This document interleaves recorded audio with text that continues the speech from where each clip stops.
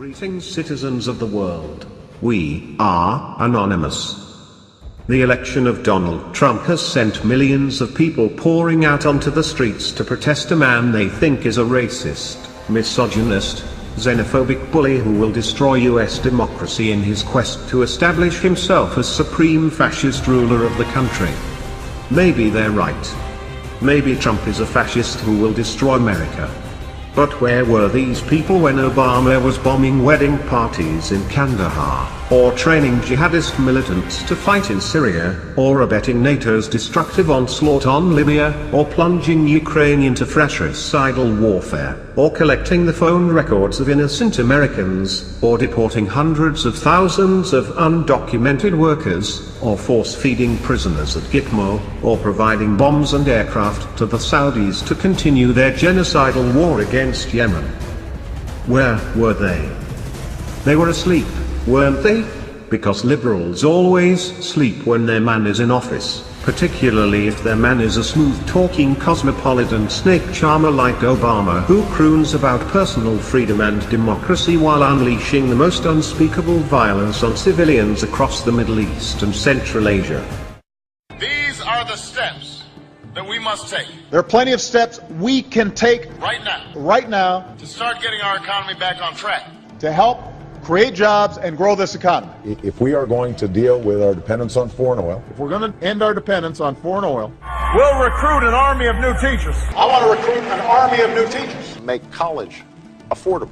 Make college more affordable and repair our crumbling roads and bridges. We've got crumbling roads and bridges. Tonight, more Americans are out of work. We still got friends out there and family who are looking for work. At a time when so many people are struggling to keep up. A moment when so many people are still struggling. If you are willing to work with me, If you're willing to work even harder in this election, then I promise you, change will come. The United States has been at war for 8 straight years under Obama, and during that time, there hasn't been one sizable anti-war march, demonstration or protest. Nothing. No one seems to care when an articulate biracial mandarin kills mostly people of color, but when a brash and outspoken real estate magnate takes over the reins of power, then watch out, because here come the protesters, all 3 million of them. Can we agree that there is at least the appearance of hypocrisy here? If Hillary had won, the drone strikes would have continued. The wars would have continued. The spying would continue. Whistleblowers would continue being prosecuted and hunted down. And minorities would continue bearing the brunt of these policies, both in the US and across the world. The difference is that in such a scenario, Democrats, if the last 8 years are any indication, would remain silent, as they did under Obama, offering bare minimum concern and vilifying anyone attacking their beloved president as some sort of hater. Cities across the US would remain free of protests, and for another 8 years, Democrats would continue doing absolutely nothing to end the same horrifying policies now promoted by a Republican. How many of the 800,000 protesters who marched on Sunday would have flown to Washington to express their contempt for would-be President Hillary Clinton? 0, I'd wager, and yet it's Hillary who wanted to implement the no-fly zones in Syria that would have put Washington in direct confrontation with Moscow, just like it was Hillary who wanted to teach Putin a thing or two in Ukraine. But is that what the people want?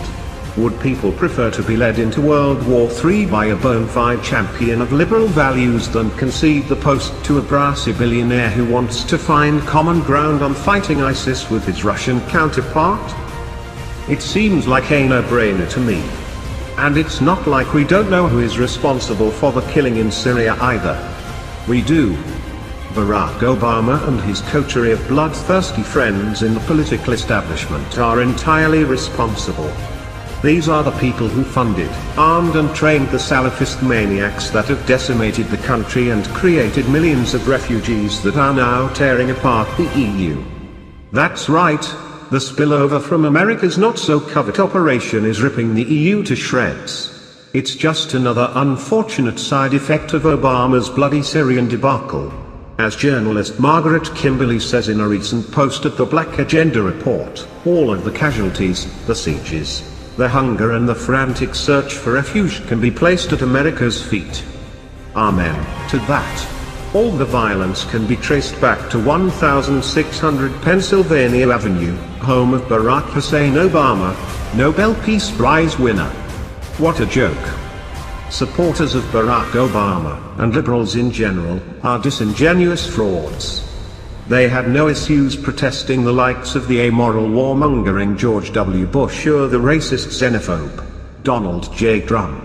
However, when it comes to Barack Obama, they can find no reason to protest his mass murdering escapades.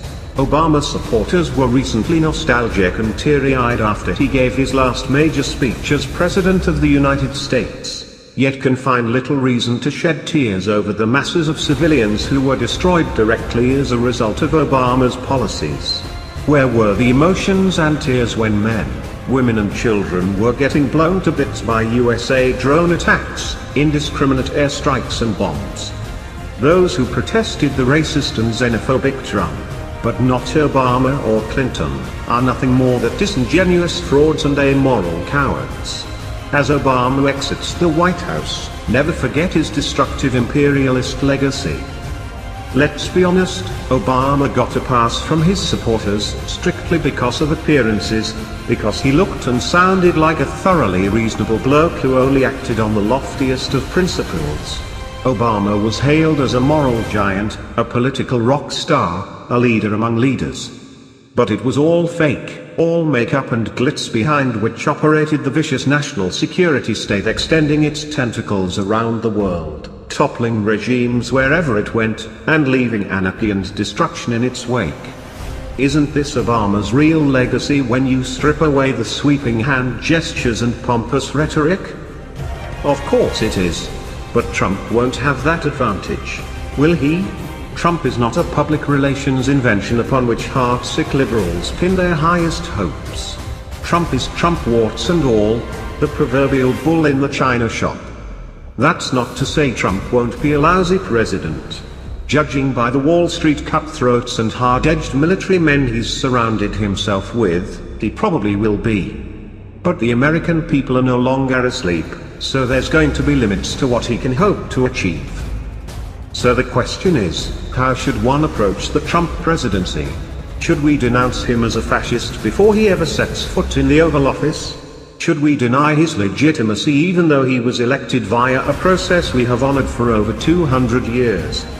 Should we launch impeachment proceedings before he's done anything that would warrant his removal from office?